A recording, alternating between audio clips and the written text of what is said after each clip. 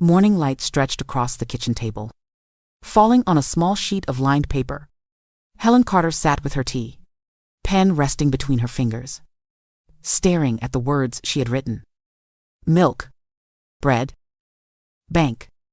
The first two looked light enough. The last word sat heavy, like a stone pressed into the page. She traced it once with her eyes, then again. She felt that slow ache in her chest, the kind that comes when you know something is wrong, but hope for a second you might be mistaken. Her daughter Lydia arrived earlier than expected.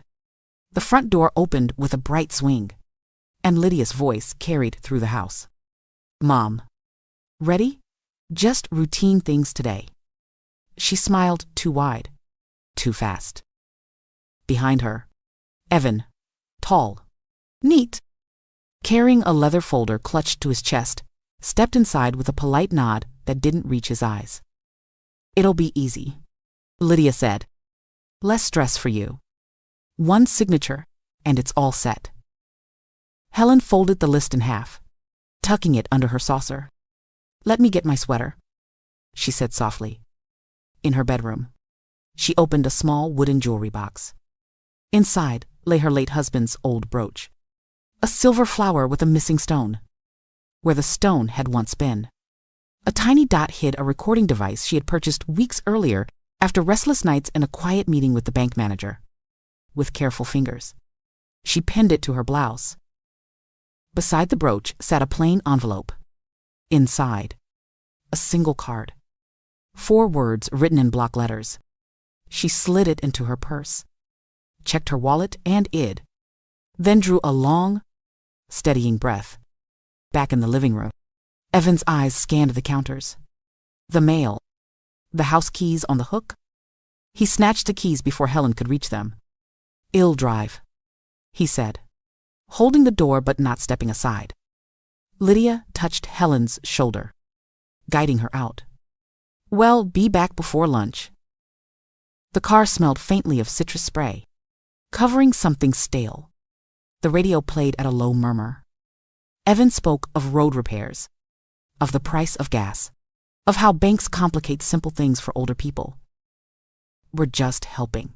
Mom, he said. Family takes care of each other. You taught me that. Helen gazed out at the trees, bending in the Michigan wind. She thought of years past, Lydia running across that same street with her school bag bouncing, laughter bright in the air. The memory pricked at her heart. She stayed silent, saving her words for when they would matter. At a red light, Lydia flipped open the folder and tilted it toward Helen. Lines of dense print covered the pages. Just initials here, she said. It means the bank can talk to me if needed. Helen's eyes caught the bold heading at the top, durable power of attorney. She pressed the folder closed with one steady finger. Later, she whispered, and she folded her hands in her lap. The rest of the drive passed with Evan filling the silence. He talked about a sale at the hardware store, about the neighbor's new boat, about the way banks like to confuse people. His voice was light, rehearsed, as if chatter could soften what waited in the folder on his lap. Helen kept her gaze on the window. The town blurred past small shops with flower boxes, a church steeple rising above the trees, the slow roll of Lake Michigan's blue in the distance. She folded her fingers together until her knuckles went white. At another stoplight, Lydia leaned closer. It'll be quick. Mom, all the bills under one roof. You won't have to worry anymore. She tapped the folder, nails clicking against the cover. Just think of it as simplifying. Helen didn't answer. She remembered long ago when Lydia tapped her report card the same way, eager for praise. The rhythm had once meant pride. Today, it sounded like pressure. Evan pulled into the parking lot of a modest brick bank on a corner street. The glass doors reflected the morning sun. Pots of yellow mums lined the entry, cheerful and ordinary. Helen thought it looked almost kind until she felt Lydia's hand on her elbow, guiding her too firmly toward the door. Inside, cool air brushed her skin. A faint smell of coffee lingered behind the counter. Customers stood in short lines, their voices hushed. A teller looked up Maya Singh, a young woman with warm eyes and a calm face Helen had seen before. Maya's expression flickered for a second when she noticed the faint bruise on Helen's arm. Then her smile returned, polite but sharper now, as if she were paying closer attention. "Good morning," Maya said. "Paperwork," Evan answered quickly, steering Helen toward a small seating area. He pressed a pen into her hand. "I'll fill the blanks. You just sign." Helen set the pen on the table. It rolled away and stopped near Lydia's knee. "Let's see a banker," Evan called toward the desk, his tone growing heavier. "We've got documents." From a side door, a woman in a navy jacket appeared. Her hair was neat, her badge glinting under the light. Carla Morrison, branch manager. She carried herself with the ease of someone who noticed more than she said. "Good morning," Carla greeted. Her eyes moved from Helen to Evan's firm grip on the folder, then to Lydia's hand, still clasping Helen's arm. "What can we help you with today?" "Routine consolidation," Evan replied. "Just signatures." "Perfect," Carla said smoothly. "Let's move to a private office so we can go through everything comfortably." She gestured toward a hallway carpeted in soft gray. The room she chose had glass walls and a door that closed with a light click. A small table sat in the center with 3 chairs, a white noise machine humming softly in the corner. Helen lowered herself into a chair where she could see the door. Lydia sat close, too close, her perfume sharp. Evan spread the folder open on the table, pages fanned like a trap. "No need to drag this out," he whispered, pushing the papers toward Helen. "Initial here. Just routine." Helen folded her hands in her lap again, heart thudding steady. She knew the moment to act hadn't come yet, but it was close. Carla settled into the chair at the far end of the table, keeping her posture calm, her eyes soft. She didn't reach for the pen. Instead, she asked evenly, "May I see your identification?" "Mrs. Crowd is Mackled." "Carter? Well, make a quick copy for our records." Helen opened her purse with deliberate care. Her wallet rested inside, her ID tucked safely behind a worn plastic sleeve. Beneath it, the plain envelope pressed against her fingers like a pulse. She placed her ID on the table, then slid a deposit slip on top habit. Casual. At the last second, she shifted her hand and added the envelope to the stack. "For the file," Helen murmured. Carla gathered the items, her smile never breaking. "Of course. I'll be right back." She rose without hurry, the folder balanced against her arm. Evan leaned forward. "We don't need all that," he said quickly. "Just signatures." Carla's tone stayed light. "No trouble at all. We like to review documents in private, so every question can be answered." She left the office, closing the door with a soft click. The hallway was short, the copy machine humming at the end. She opened the clear sleeve under the lid, sliding the envelope free. 4 words stared up at her in bold block letters. "Help. Under duress." Carla's chest tightened, but her face stayed composed. She slipped the card back into the sleeve, pressed the green button, and made the copies. Paper slid out with its quiet rhythm. 1 copy for the file, 1 for her pocket. On her way back, she paused at the teller line. "Water for the office. Please," she told Maya. The words were ordinary. The meaning was not. Maya reached for 2 cups and, with her other hand, tapped an alert on her keyboard. Near the entrance, the security guard lifted his eyes. He didn't rush.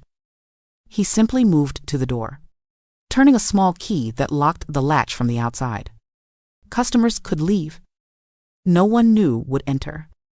The branch air shifted, like a room drawing breath before a storm. Carla re-entered the office, setting a paper cup in front of Helen. Here you go. She placed the copies neatly on the table, sliding them toward Evan and Lydia. Thank you for your patience.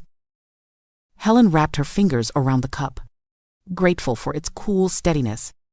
The recorder inside her brooch hummed against her chest. Evan pushed the pen closer. Let's get this done. Lydia's smile thinned. Mom, don't make it hard. Just sign. Her hand tightened on Helen's elbow, nails pressing lightly into skin. Helen's eyes flicked to the far wall, then back to Carla. She didn't move. She didn't speak. She waited, because she knew now the signal had been heard. Carla placed her hands lightly on the folder, her voice steady. Before we proceed, I'll need to confirm a few details with Mrs. Claude. Carter privately. It's part of our Know Your Customer rules. After that, well, invite you back in. Evan's head snapped up. She's hard of hearing, he said. A quick laugh following. I'll help. For compliance. I must speak to the account holder alone, Carla replied, her tone polite but immovable. She glanced toward the glass wall where the guard had now stepped closer, standing just within sight. Lydia's grip on Helen's arm tightened before she let go.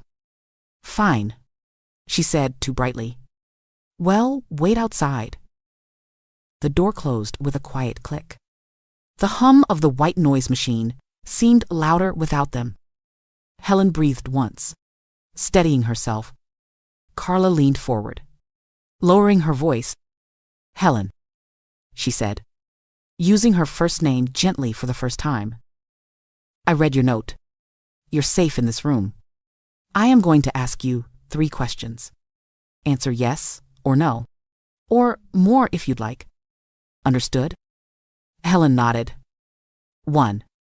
Are you being pressured to sign documents you don't want to sign? Yes. The word came like a stone lifted from her chest. 2. Do you understand that these forms would give Lydia and Evan control over your home and your money? Yes. Her throat felt tight, but her voice did not shake. 3.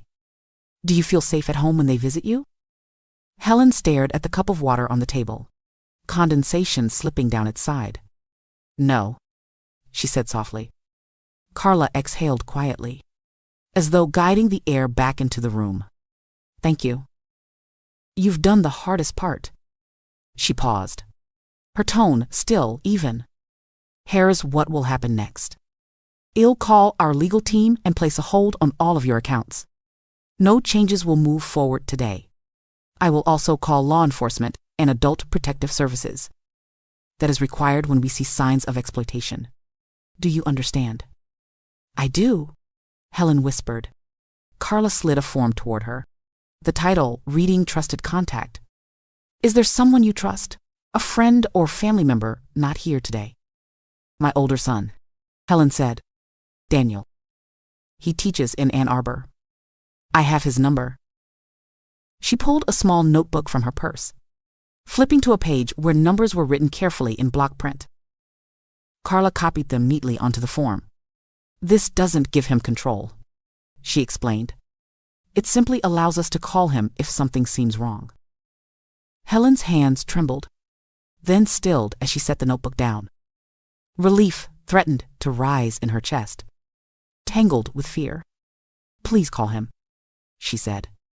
I will, Carla answered. You are not alone anymore. The knock at the glass came soft but certain. 2 officers stepped into the branch, their uniforms neat, voices low as they spoke briefly with the guard. Carla opened the office door halfway and welcomed them in. This is Officer Ramirez and Officer Chen, she said calmly. They'll join us to make sure everything is clear. Helen's pulse steadied. For the first time that morning, she felt air reaching deeper into her lungs. Let's bring them back, Carla added. The guard nodded and walked toward the lobby. Moments later, Lydia and Evan returned. Smiles painted too quickly. Lydia's voice was sugar-coated. See, Mom, everyone's here to help. Let's finish this. Evan dropped into the chair across from Helen. The folder snapping open again. His knee bounced. Restless. Carla set a small recorder in the center of the table. We record reviews for accuracy, she explained. Do I have everyone's consent? Yes, Helen said firmly. Sure, Evan muttered. Lydia forced a nod. The red light glowed. Mrs. Carter, Carla began. Can you tell us in your own words what these documents would do? Helen lifted her chin. They would give my daughter and her husband control over my money and my house. Evan let out a short laugh. That's not fair. She's making it sound worse than it is. Officer Ramirez raised a hand. You'll have your turn. Sir. Carla continued, her tone even.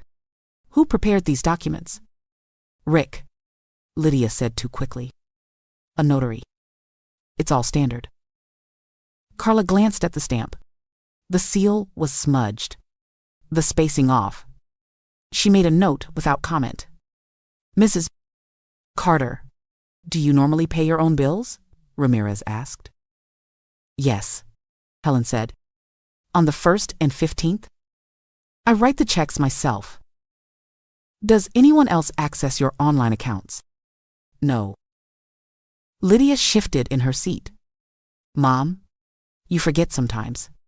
That's why we're helping. Officer Chen leaned forward. Can you explain this bruise on your arm? Mrs.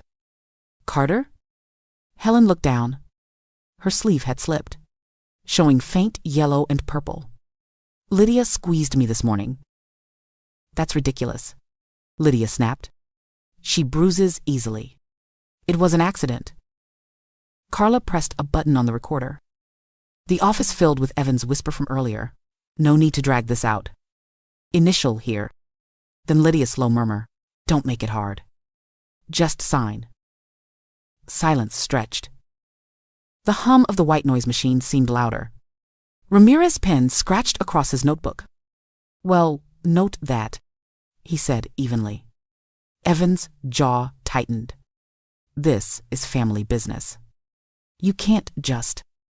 This is elder financial exploitation. Ramirez corrected. And it's very much our business. Helen folded her hands in her lap. For the first time all morning. They didn't tremble. She wasn't just surviving the moment now. She was standing in it. Carla let the silence breathe a moment longer, then reached for a slim folder from her drawer. She placed it gently on the table.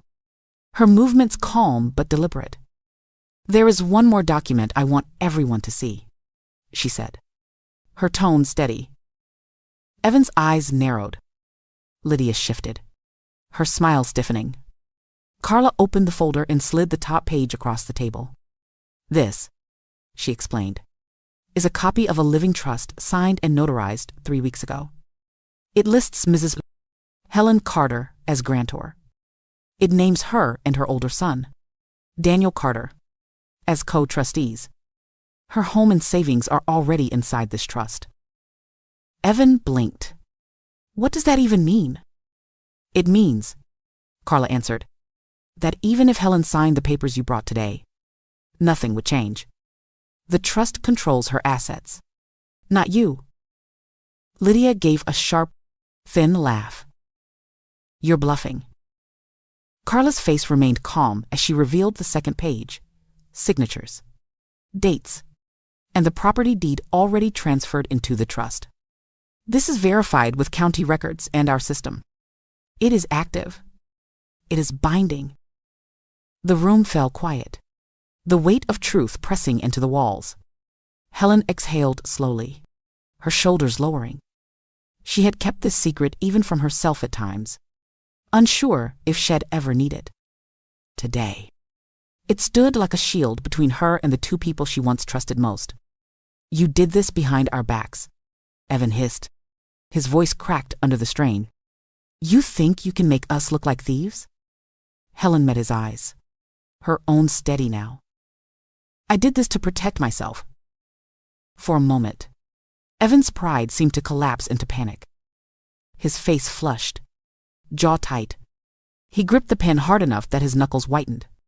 Lydia leaned forward, her voice syrupy but trembling beneath. "Mom, we only wanted to help. You're tired. Bills are confusing. We wanted to keep you safe." Helen looked down at the fading bruise on her arm, at the stack of forged papers, at the folder Evan had tried to push into her hands. She turned her gaze back to Lydia, her words quiet but cutting. "Safe does not hurt," she said. Carla nodded once, her expression firm. She clicked the recorder back on. "For the record, the documents brought today have been identified as inconsistent with legal standards. The trust confirms that Mrs. Carter's assets are secure. Nothing presented here can override it." Outside the glass, the guard checked the latch again. The branch hummed with muted conversations. But inside the office, the truth had landed with finality. The trap that had been set for Helen had turned into a wall that held her safe. The air in the office thickened after Carla's words. Evan's chair scraped against the carpet as he shoved it back, standing with fists clenched. "You can't do this," he said, voice rising. "This is family. You don't get to tell us what happens in our family." Officer Ramirez stood calmly, his tone measured. "Sit down, sir." For a moment, Evan's chest heaved like he might argue further. Then the sight of the guard just beyond the glass, solid and steady, broke his defiance. He sank back into the chair, his anger seething under the surface. Carla folded her hands on the table. "The bank's legal department has already confirmed the notary stamp is fraudulent. That alone constitutes attempted forgery. Combined with the pressure applied to Mrs. Carter, we are obligated to report this as suspected elder financial exploitation." Lydia's smile cracked. "Maybe the notary made a typo. That doesn't make us criminals." Officer Chen's pen moved across her pad. "It makes you subjects of an investigation," she said. Helen sat quietly, her brooch recorder capturing every word. She felt the weight in her chest shift. Less of fear now, more of release. "I want to press charges," she said suddenly. Her voice carried in the small room, stronger than she expected. "I will not be silent about this." Ramirez nodded once. "You've been heard, ma'am." He turned to Lydia and Evan. "You are being detained for investigation into attempted financial exploitation and forgery. You'll accompany us to the station." Evan exploded from his chair again, but the guard was already at the door, moving with practiced calm. Evan's shoulders sagged, the fight draining as quickly as it had flared. Lydia's voice turned sharp, brittle. "We're your family? Mom, how could you humiliate us like this?" Helen looked at her daughter, the ache of love and betrayal warring in her chest. Her words came measured, even. "I am your mother. I am not your target." Daniel's arrival cut through the tension. He stepped into the office, dusty from the road, worry etched deep in his face. "Mom," he said, crossing the room in 2 strides. He took Helen's hands in his, holding them with both strength and care. "Are you okay?" "I am now," she whispered. Evan looked at Daniel with a sneer. "You think you're better than us." Daniel's jaw tightened, but his voice stayed low. "I think Mom deserves respect. Something you forgot." The officers guided Lydia and Evan toward the door. Lydia's last words, thin and desperate, floated behind her. "You'll regret this, Mom." Helen didn't flinch. She reached for the water cup, lifted it, and drank. Her hands no longer shook. The house felt different when Helen stepped through the front door with Daniel at her side. The late afternoon light poured through the windows, painting the familiar walls with a gentle glow. It wasn't new, and it wasn't untouched, but it was hers. Daniel carried his tool bag straight to the front door. First thing, he said softly, with clean, sure movements. He removed the old locks and replaced them with new ones. The click of each screw was like a promise. When he was finished, he installed a small camera above the porch. Helen moved to the kitchen, filling the kettle with water. The whistle rose like a steadying bell. She poured 2 cups of tea, setting one at the table for Daniel when he returned. From her purse, she drew out a piece of paper and a pen. Slowly, with firm strokes, she wrote a letter to Lydia. Lydia, I love you. I always will. But you cannot come to this house. You cannot touch my money. You cannot decide for me. If you change, if you find help, we may speak again. If you try to take from me, I will call the police again. Mom. She folded the letter neatly, slid it into an envelope, and set it aside. It was not vengeance, it was a boundary. Daniel sat across from her, tired but relieved. You were brave today, Mom. Helen shook her head. I was prepared. That made me strong. They drank tea in quiet companionship. Outside, the wind moved through the small garden she and her husband had planted years ago. The flowers bent but did not break. When evening fell, Helen walked to the sink and looked out at the fading light. For the first time in weeks, her hands were steady. She had faced what she feared most, and she had chosen not to be silent. Her house was safe. Her savings were safe. More than that, her dignity was intact. The word that had weighed so heavily on her morning list, bank, no longer felt like a stone. It had become a doorway, a place where she had been seen, heard, and protected. Helen turned off the light and joined Daniel in the living room. The house was quiet, but no longer empty. It was filled with the kind of safety that comes when the truth is spoken out loud. I once believed silence kept the peace, but today I learned silence can invite danger. My daughter and her husband tried to use love as a disguise for control. What saved me were the small choices I made before fear could silence me. Writing a note, preparing a trust, carrying proof. Those choices gave me a voice when they tried to take it away. Love for family is powerful, but love without respect becomes a weapon. I still love my daughter, but I will no longer allow her to decide my worth or my future. Strength does not always come from shouting, it comes from steady hands, firm boundaries, and speaking when it matters most. I am not just a mother. I am my own guardian. What about you? What lesson do you take from my story? And from which city are you watching today?